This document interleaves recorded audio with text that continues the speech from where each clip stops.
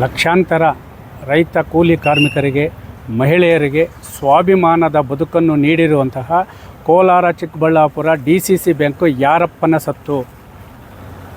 ಕೋಟಿ ಲೂಟಿ ಮಾಡಿ ಬ್ಯಾಂಕಿನಲ್ಲಿ ಆಡಳಿತ ಮಂಡಳಿಯನ್ನು ಜಾರಿ ಮಾಡದೆ ಇವತ್ತು ರೈತ ಕೂಲಿ ಕಾರ್ಮಿಕರು ಮತ್ತು ಮಹಿಳೆಯರು ಪ್ರಾಮಾಣಿಕವಾಗಿ ಸಾಲ ವಿತರಣೆ ಮಾಡಿದರು.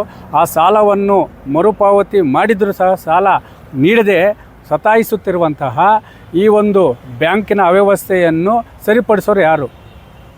ಕೋಲಾರ ಜಿಲ್ಲೆಯಲ್ಲಿ ಉಸ್ತುವಾರಿ ಸಚಿವರು ಸತ್ತೋಗಿದ್ದಾರೆ, ಜನಪ್ರತಿನಿಧಿಗಳು ಸತ್ತೋಗಿದ್ದಾರೆ.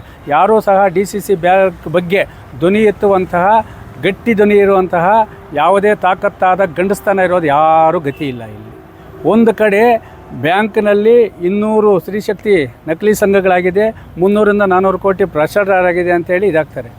ಆದರೆ ರೈತ ಸಂಘದಿಂದ ಬ್ಯಾಂಕಿನ ಅವ್ಯವಸ್ಥೆ ಮತ್ತು ಭ್ರಷ್ಟಾಚಾರದ ಬಗ್ಗೆ ಧ್ವನಿ ಎತ್ತಿದರೆ ಅವನೊಂದು ನೋಟಿಸ್ ಕೊಡ್ತಾನೆ, ನೀನು DCC ಬ್ಯಾಂಕಲ್ಲಿ ಸದಸ್ಯನಾಗಿದೆಯಾ?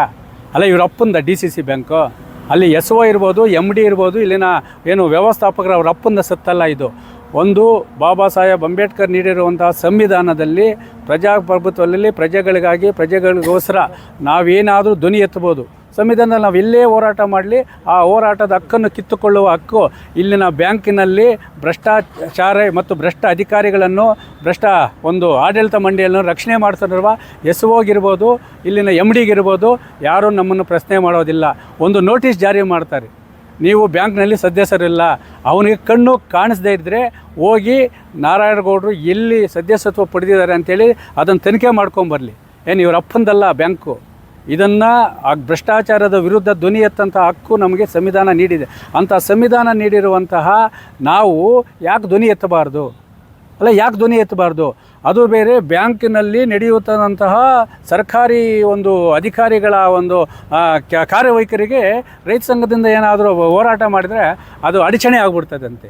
ಅಲ್ಲ ಸ್ವಾಮಿ, SO ಅವರೇ ಮತ್ತು MD ಅವರೇ ಮತ್ತು ವ್ಯವಸ್ಥಾಪಕರೇ, ನಿಮಗೇನಾದ್ರು ಮಾನ ಮರ್ಯಾದೆ ಇದ್ದರೆ, ಬ್ಯಾಂಕನ್ನು ಉಳಿಸೋವಂಥ ಇದಿದ್ದರೆ, ಬ್ಯಾಂಕಿನ ಒಂದು ಉಳಿವಿಗಾಗಿ ನಾವು ಹೋರಾಟ ಮಾಡೋದು ಬೇಡ, ನೀವೇ ಅದನ್ನು ಸರಿಪಡಿಸ್ರಿ.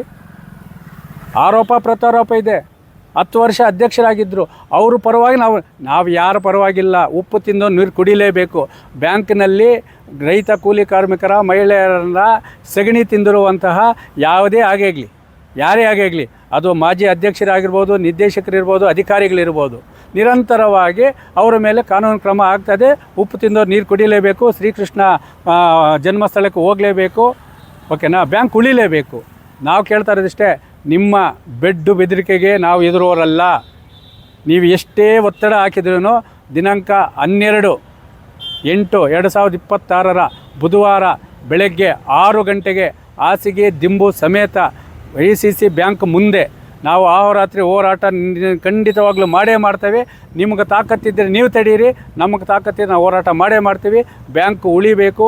ಅದರಲ್ಲಿ ಉಪ್ಪು ತಿಂದಿರೋರು ನೀರು ಕುಡಿಲೇಬೇಕು, ಜೈಲಿಗೆ ಹೋಗಲೇಬೇಕು. ಒಂದೇ ತಟ್ಟೆಯಲ್ಲಿ ತಿಂದಿದ್ದಾರೆ, ಚುನಾವಣೆಗಳು ಮಾಡ್ಕೊಂಡಿದ್ದಾರೆ, ಎಲ್ಲ ಮಾಡ್ಕೊಂಡಿದ್ದಾರೆ. ಆದರೆ ಇವತ್ತು MLC ಅನಿಲ್ ಅವರು ಆರೋಪ ಮಾಡ್ತಾರೆ, ಸತ್ಯಕ್ಕೆ ದೂರವಾದ ವಿಚಾರನ ತನಿಖೆ ಮಾಡಿರಿ.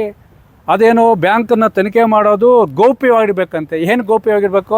ರೈತರ ಕೃಷಿ ಸಾಲ ನಾವು ಮಾಡಿದರೆ ಆ ಕೃಷಿ ಸಾಲದಲ್ಲಿ ಒಂದಿನ ಲೇಟಾಗಿ ಕಟ್ಟಿದ್ದೀರ ಅಂತೇಳಿ ಸರ್ಕಾರದ ಬರುವಂಥ ಬಡ್ಡಿ ದನವನ್ನು ನಿಮ್ಮ ಅಧಿಕಾರಿಗಳು ತಿಂದು ತೆಗೆದುಕೊಳ್ತಾಯಿದ್ರೆ ಅವ್ರ ವಿರುದ್ಧ ಇರಲ್ಲ.